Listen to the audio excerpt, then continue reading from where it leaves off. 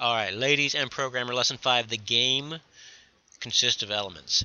Alright, so here are the 4 basic elements in any game, not just video games, but every sort of game. You have aesthetics, how things look. You have story, which is a story. The technology, how you actually build the game. And then the mechanics, this is like the rules of the game. This is the elemental tetrad.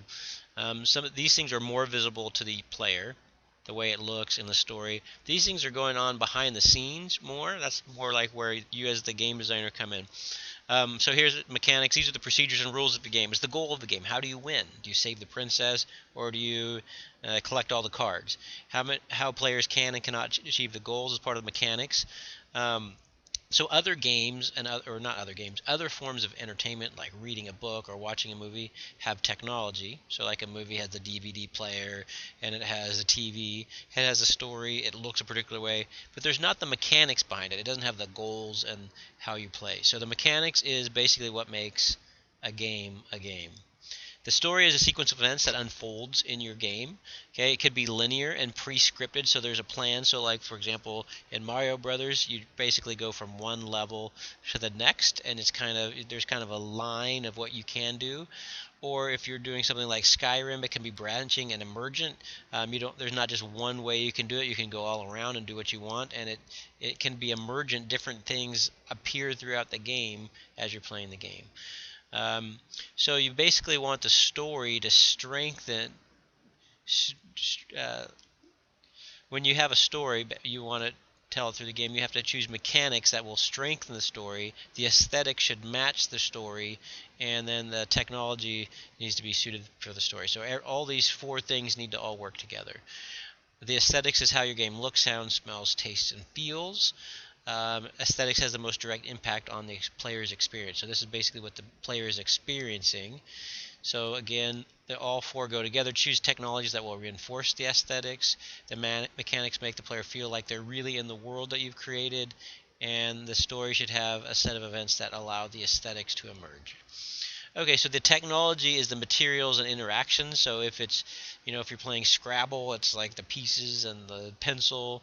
If you're playing Sorry, it's the plastic tokens. If it's a video game, it's the computer. It's a virtual reality game, it's the headset. If it's a computer game, it's going to be, what controller you use. So whatever kind of game has to have technology. Okay, so back in the 70s, there's a game called Space Invaders. It had a really cool cabinet that looked like this. And let me show you a video of it. We're just going to watch this video and see what it was like playing Space Invaders. So basically you had this guy here. He shot these guys shot back. You had these little blockades. This thing was hard to get, but if you got it, you got bonus points. There's this crazy sound that's speeding up, and that crazy sound kind of makes you tense. And the way you win is you kill all the aliens, and if the aliens get to the bottom, you lose. Okay, so that's the game here. Let's take a look at it. So let's use all this stuff we've just talked about. Okay, so technology, the technology was new. They had to actually create a motherboard that would actually handle this game, so they had to custom make the technology to even do it. So in the mechanics, the player shoots the invaders, the invaders shoot back, the aliens advance, and it speeds up. The player can hide behind shields. You get bonus points for hitting the saucer, but the saucer is hard to get. So originally it's kind of interesting. It was going to actually be like an army. We're going to be looking from the top down at the heads of soldiers advancing.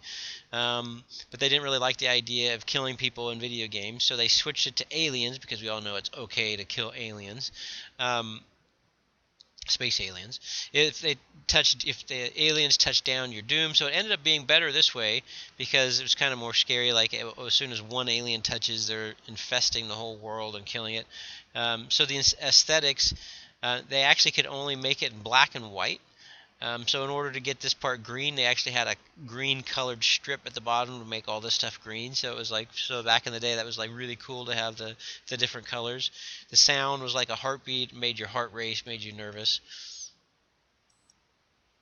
Okay, so the next lens is the lens of the elemental tetrad. It's that thing we already saw. To use this lens, take stock of what your game is truly made of. Consider each element separately and then together as a whole. Is my game using elements of all 4 types well? Could my design be improved by enhancing elements in one or more of the category? Are the 4 elements in harmony, reinforcing each other and working together towards a common theme? Okay, so if you don't have this lens and these questions, grab this paper and you can throw it into your notes.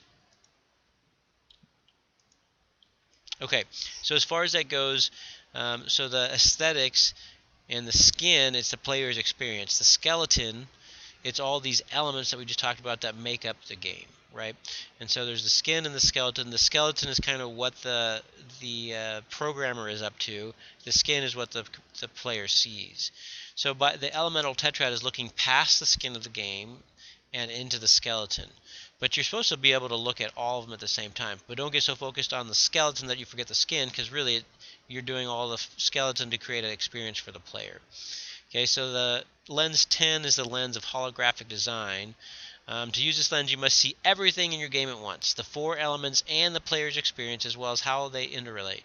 It's okay to shift your focus from the skin to skeleton and back, but it's far better if you see it all at once, so you see it holographically.